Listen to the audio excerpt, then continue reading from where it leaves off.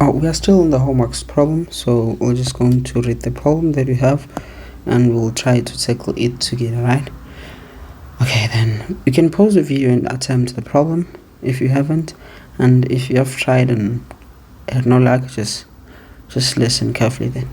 Okay, you apply a force of magnitude F perpendicular to one end of the wire and another force again on the other end. Let me say this is a wire, so there is a force,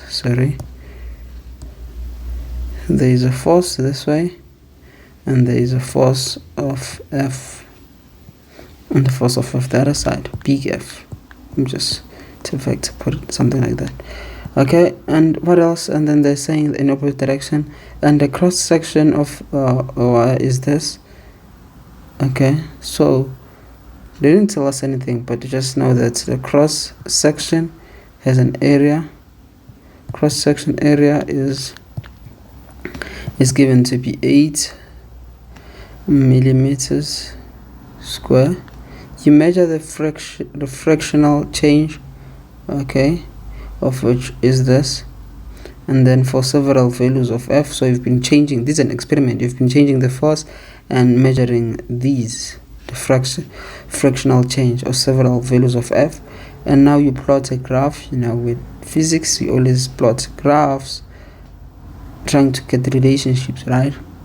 So okay, when you plot your data with this on the vertical, so here we will have change in length all over length initial, and on the vertical, and on the, just clear everything out, and on the horizontal you have the force. So here you have the force perpendicular, here we'll have the fractional change that force change causes, and then there is a horizontal. Okay, the data lies close to a line. Okay, you know physics data is always something like this, not exactly accurate, but you try to get a line of best fit and you draw up a line, and then there are points outside, it doesn't matter, and this has a slope of 8 times 10 negative 7 Newton. Okay, and yeah, something like that. Okay, so the question was, give us the Young's modulus. That's what they want from me. Where am I going to get this? I don't know. I literally don't, but let's try to work it out. But we do know something about Young modulus, that it is equals to stress over strain, and we know that also Young modulus is equal to stress over strain, right? And you know this is force over area, and you know this, we're going to flip it upside down because it's on the bottom, to be times we're supposed to have change in length over L, so it's going to be length over change in length. Okay, we have this relationship. We don't know what to do with it, we just keep it like that, but let me just substitute something that I know. I also know the area, I don't know the force, I know the area to be 8, but this is in millimeter squared. You know that millimeter you would have said times 3, but because it is squared you times it by 2, right? Times 2. I was going to say 3, right? And they'll times by 2, have a 6 here, and negative 6 closed times LO all over change in length. We land here, and we literally don't know what to do with this, but it's an achievement. Let's celebrate it, right? We just got something that we don't know what to do with it, but we are happy, right? Are you? I am. Okay, let's keep working. Here we also know the gradient. Let me just call it the slope. We also know the slope is equal to 8 times 10 negative 7. That is 7. Why it doesn't look like 7? Negative 7. And we also know that the slope should be what? Should be change in length all over LO and then on the bottom I should have force, right? It should look like this, and I'll have this times 10 negative 3. Okay, these things are they're not the same. They are not the same, because here force is in the bottom, and here force is in the bottom, and here force is in the top, and same thing, L is in here. Changing L is in the bottom, here it is in the top. We can do something, just flip the equation upside down. We're allowed to do that in math, right? We'll just this will bring this up, and we'll bring this down, and bring this up, bring this down, and bring this was up, now we have to bring it down, right? It's going to be 8 times 10, it is 7, negative 7.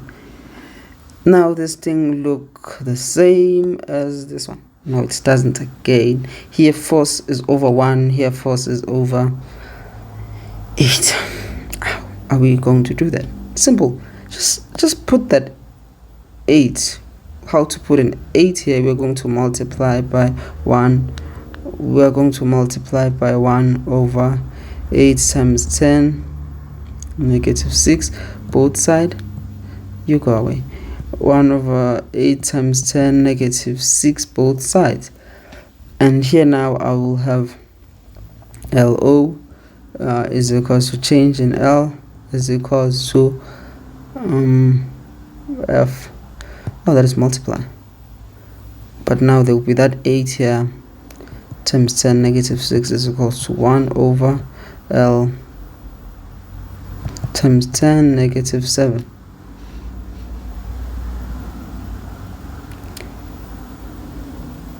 Okay, let me do another comparison. Now the LO is on top, the LO is on top, change in length is in the bottom, change in the bottom. I have 8 here, also have 8 here, I have force, but here multiplied by this 8, so it needs to be here 8 times 10, negative 6. So this thing now is the same as this one. That means whatever is on this side now is our Young modulus. So we could just go in our calculator and press in this. This should be our Young modulus. And now I just pressed my calculator and I get an answer. We said this is our Young modulus, right? So we're saying whatever is here is our Young modulus, because here it is Young modulus. So we're going to say our Young modulus is equals to 1.5625 times 10 negative 11, depending on the significant figures they wanted. So now you happy, right? I am. This guy looked more of me. Okay, thank you for watching the video. Hope you find it informative. If you really don't understand any part, don't mind just to comment and ask where you don't see it clearly. And also just go back in the video, try to do a problem on your own and scroll back if you didn't see something. And don't forget to like, subscribe and share to your classmates.